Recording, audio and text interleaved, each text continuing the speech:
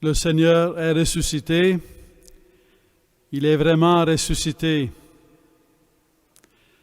Si nous pouvons dire cette parole aujourd'hui, c'est parce qu'il y a 2000 ans, des hommes et des femmes, pas tout le monde, des apôtres, des disciples, Jésus ressuscité s'est manifesté à eux.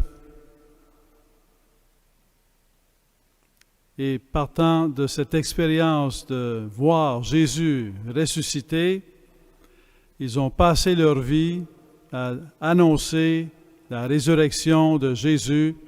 Le crucifié est ressuscité. Il est vivant. Et de génération en génération jusqu'à aujourd'hui, les témoins ont annoncé et annoncent Jésus est ressuscité. Et ceux qui ont vu, c'était les disciples, les apôtres des premiers temps. Et toute la transmission se fait sur la base du témoignage. C'est la crédibilité du témoignage qui fait que l'on croit que Jésus, le crucifié, l'événement historique, le crucifié, est ressuscité. Un événement dans l'histoire, mais qui en même temps transcende l'histoire, dépasse l'histoire. Mais il y a aussi une autre ligne pour voir Jésus ressuscité. C'est non pas de voir Jésus ressuscité, mais de voir un signe que Jésus est ressuscité. Pour la plupart d'entre nous, c'est le signe. On ne verra pas, pour la plupart d'entre nous, Jésus ressuscité de notre vivant. On va le voir au ciel. Mais de notre vivant, on peut voir des signes. Lorsque Pierre et Jean vont au tombeau, Pierre et Jean entrent dans le tombeau, Pierre entre le premier, il voit, mais il en reste là. Il voit que le tombeau est vide. Il en reste là. Lorsque Jean entre dans le tombeau à la suite de Pierre, il voit, mais l'Évangile nous dit, il vit et il crut. Est-ce qu'il a vu Jésus ressuscité? Non, il a vu un signe de sa résurrection. Quel est le signe qu'il a vu? C'est que les linges, le suaire qui entourait le corps de Jésus, sont toujours là. Ce n'est pas quelqu'un qui a amené le corps avec les linges autour du corps. Les linges sont toujours là. Ça aurait pu être quelqu'un qui enlève les linges et qui part avec le corps. Mais non, les linges sont toujours là et à leur place. Les linges se sont affaissés parce que le corps de Jésus-Christ est ressuscité. Il a traversé les linges par la puissance de la résurrection. Et c'est un signe. Jésus est ressuscité et Jean a vu dans ses linges qui se sont affaissés à leur place. Il a vu un signe que Jésus est ressuscité. Et il a cru que Jésus était ressuscité. Et un peu plus tard, avec les autres apôtres et disciples, il va voir Jésus ressuscité qui va se manifester à eux. Mais à ce moment-là, le seul fait de voir le signe lui a suffi.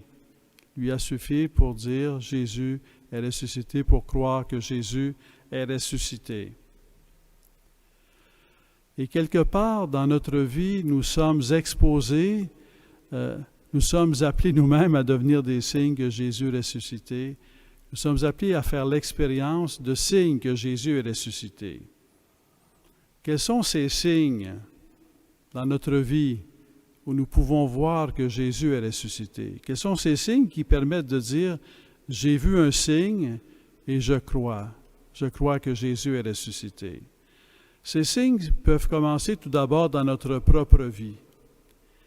Quand vous regardez votre expérience, relisez votre expérience, il y a peut-être eu un moment donné dans votre vie où vous avez été blessé, vous n'avez pas été capable de pardonner et vous avez dit « Seigneur, j'arrive pas à pardonner, j'arrive même pas à vouloir pardonner, aide-moi pour que je pardonne. » Et vous avez trouvé dans le Seigneur la force d'âme, l'amour, la miséricorde pour pardonner. vous avez fait l'expérience de l'effet de la présence de Jésus dans votre vie, dans votre cœur, dans votre âme, dans votre esprit. Jésus demeure invisible. Jésus ressuscité demeure invisible. Mais la présence de Jésus ressuscité a un impact, a des conséquences. Parce que Jésus est à l'œuvre. Il est à l'œuvre dans notre cœur, il est à l'œuvre dans notre vie. Et quand on ouvre notre cœur à Jésus ressuscité, on ne voit pas tout ce que Jésus fait. S'il fallait qu'on voit tout ce que Jésus fait, on mourrait. Tellement l'amour de Dieu nous serait tellement infini que s'il fallait, comme disait Sainte Thérèse d'Avila, que l'on ressente dans notre chair, en cette vie, tout l'amour que Dieu a pour nous, toute la vie du ressuscité, nos sens ne pourraient pas le supporter, ça nous tuerait. On va le voir au ciel, dans l'éternité, nous serons prêts à voir et à vivre. Mais en cette vie, nous pouvons quand même voir les effets de la présence de Dieu dans notre cœur, dans notre vie. On peut le voir aussi dans des événements qui ont lieu autour de nous. Quand on voit, à travers la pandémie que l'on traverse ensemble, quand on voit de la solidarité, quand on voit des gens qui se dépensent sans compter, on peut y voir un signe que Dieu est à l'œuvre, que Jésus est présent. Dieu est à l'œuvre lorsqu'il agit directement. Dieu est à l'œuvre lorsqu'il agit directement dans notre cœur. Dieu est à l'œuvre lorsqu'il agit à travers nous. Dieu est à l'œuvre quand il agit à travers la générosité des gens. Et quelqu'un peut aimer beaucoup, peut-être ne pas croire beaucoup, mais aimer beaucoup, et c'est déjà un signe que Dieu est à l'œuvre dans son cœur. Jésus-Christ est ressuscité et notre vie est remplie de signes que Jésus-Christ est vraiment dans notre vie et nous pacifie et nous réconforte et nous guide. Et on ne peut pas ouvrir son cœur à Jésus-Christ sans être transformé par Jésus-Christ. D'un autre côté, on pourrait avoir peur aussi de Jésus-Christ. On pourrait aussi avoir peur de la résurrection. Parce que on pourrait avoir peur que Jésus nous demande justement de changer notre vie. Que Dieu nous demande d'améliorer certaines choses dans notre vie.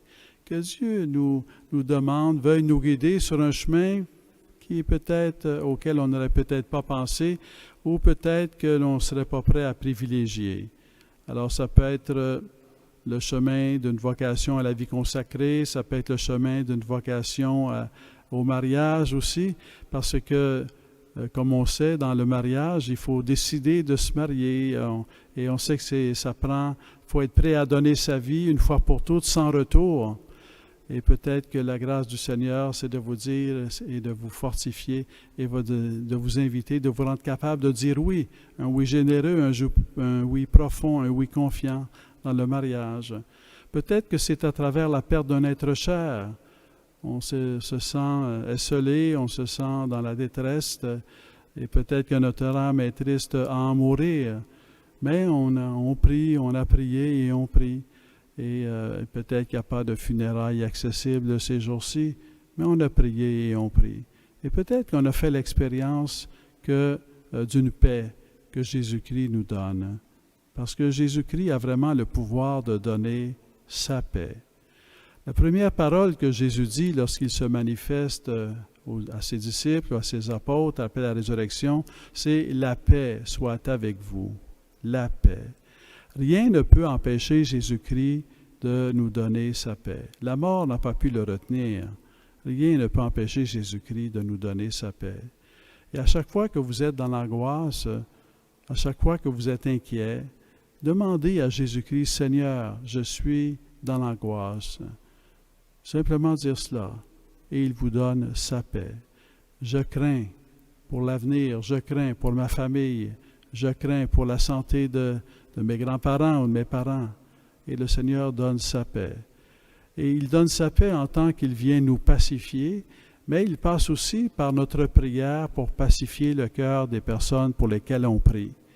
Dans l'Évangile, on va voir des gens qui vont voir Jésus et qui demandent « Seigneur, guéris-moi ». Mais il y en a d'autres qui vont présenter à Jésus un malade, et ce sont les gens qui présentent un malade à Jésus qui obtiennent la guérison du malade. Ce n'est pas le malade qui a demandé d'être guéri. Ce sont des gens qui ont demandé pour le malade qu'il soit guéri. et ils sont guéris. Jésus répond à notre prière lorsque nous prions pour nous-mêmes, mais il répond aussi à notre prière lorsque nous prions pour les autres. Le temps que nous vivons nous donne beaucoup d'occasions de prier, beaucoup d'intentions de prière. Prenons le temps de prier pour nous-mêmes, mais prenons aussi le temps de prier pour la terre entière, pour toutes les familles, pour toutes les sociétés, pour toutes les personnes qui vivent la solitude ou qui sont dans l'inquiétude, pour toutes les personnes qui sont appauvries par la crise de pandémie que nous traversons.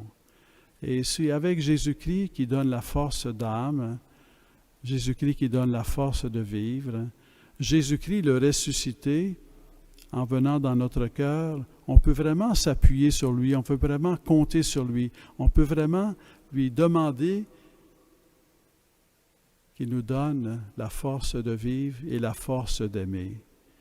Vraiment lui demander qu'il nous garde dans la confiance, que ça vaut la peine de vivre et d'aimer, même lorsqu'on est dans la nuit, même lorsqu'on est devant l'inconnu.